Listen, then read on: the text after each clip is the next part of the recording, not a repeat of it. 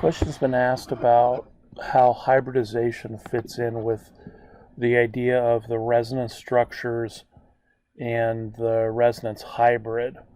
And that's not actually an easy question to answer, but let me try and give you kind of some ground rules for this, and more importantly, I'll give you an example that's relatively easy to see.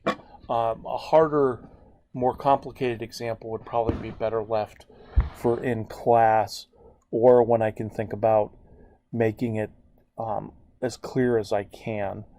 So let's just start with a couple of issues here when it comes to your resonance hybrid, or your resonance structures, I guess, and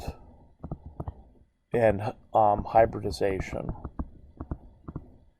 So there are some basic rules for resonance structures and for ultimately that resonance hybrid that are important. And so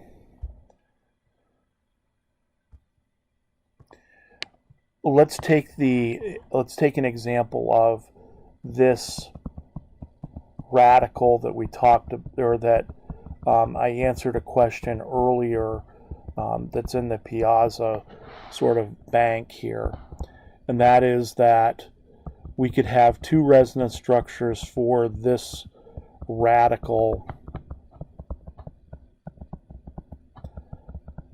where the double bond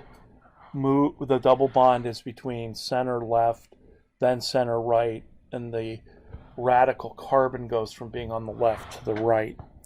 So a couple things about resonance structures. Some rules is, number one, the atoms can't move.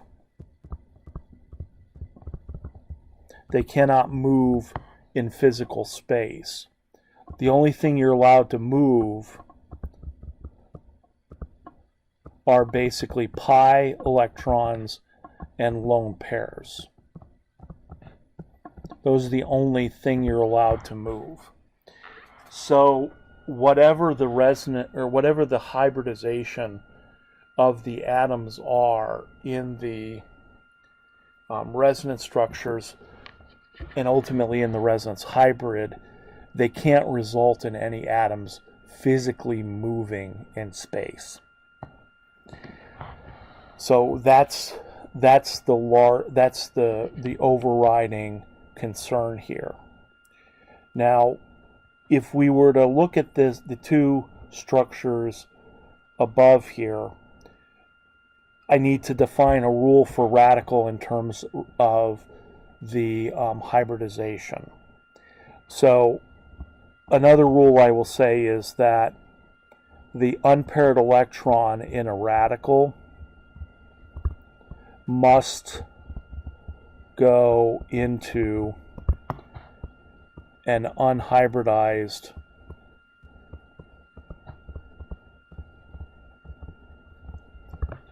p orbital. That has to happen. Now, in real life, that doesn't necessarily have to be the case, but in our rules, we're gonna hold true to that. Which means that for all of the atoms up here, all these atoms are sp2 hybridized carbons. And so if I sketched out a picture of those, it would look like this. You would have 3 sp2 hybridized carbons, and we'll learn this actually next semester, but all 3 of the p orbitals in both resonance structures are actually going to be parallel to each other.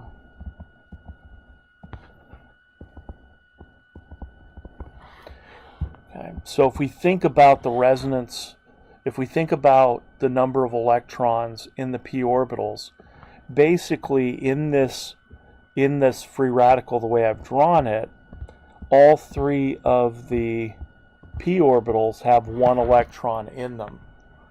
And so the question about which resonance structure you're going to form is going to depend on what 2 of the 3 unpaired electrons in the p orbitals am I going to share, and what two p orbitals I'm going to overlap in order to form the double bond.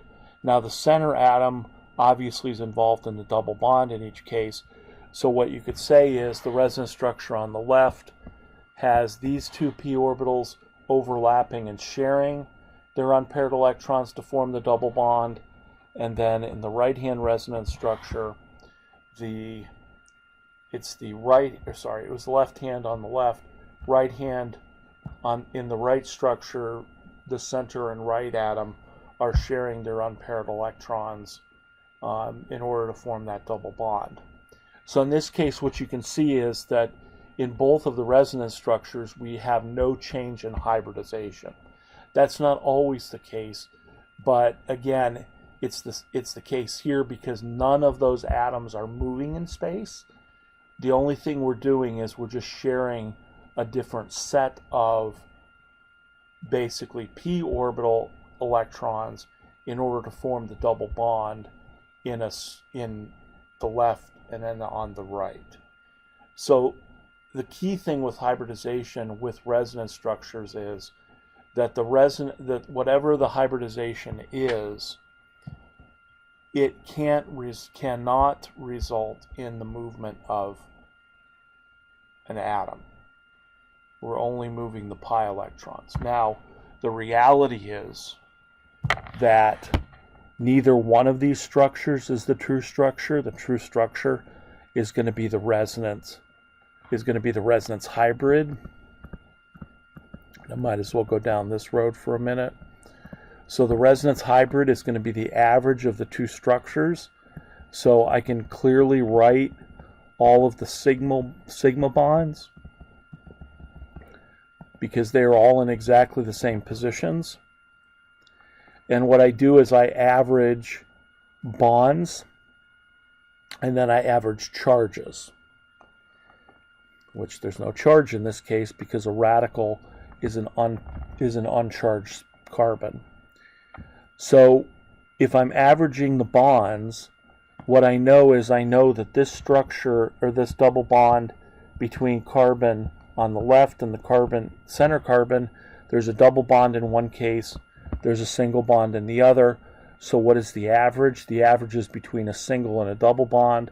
And how do we represent that? We represent that with a dotted line, saying that in essence there's a partial double bond. And if we look at the center carbon to the right carbon, we would see that there is a single bond and now a double bond. And so what's the average?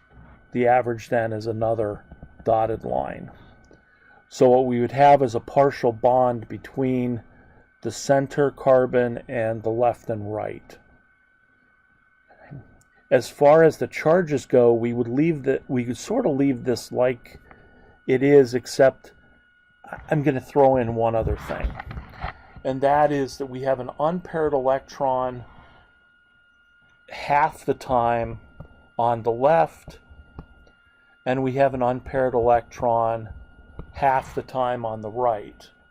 And so it would be perfectly reasonable to say that on the left and right hand carbons in the resonance hybrid, which is the average structure, that unpaired electron character, you're going to have some unpaired electron on the carbon to the left, some on the right. You might even say, well, it's got a half an electron, which would be impossible, but if you have half an electron in terms of the density, the way we represent anything between 0 and 1 is to use a delta term. So I might say there's a delta dot there and a delta dot there in order to show that each one of those carbons has a partial unpaired electron overall, which basically means that it has electron density between 0 and 1 on average. Okay. And we'll talk more about this with the resonance structures, because normally we're averaging charges, so we might end up with a delta plus or a delta minus in order to show where the where the charges are in the system. So this is kind of like where hybridization fits into play. It's really this resonance hybrid is where we need to talk about the resonance.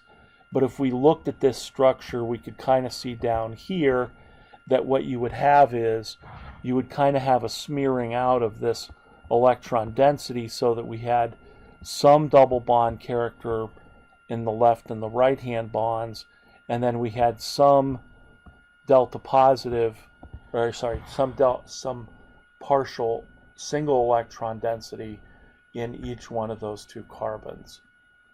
So the idea of hybridization really has to be applied within the resonance hybrid, and it's not necessarily the easiest thing, this is probably the easiest example I can think of right off the top of my head.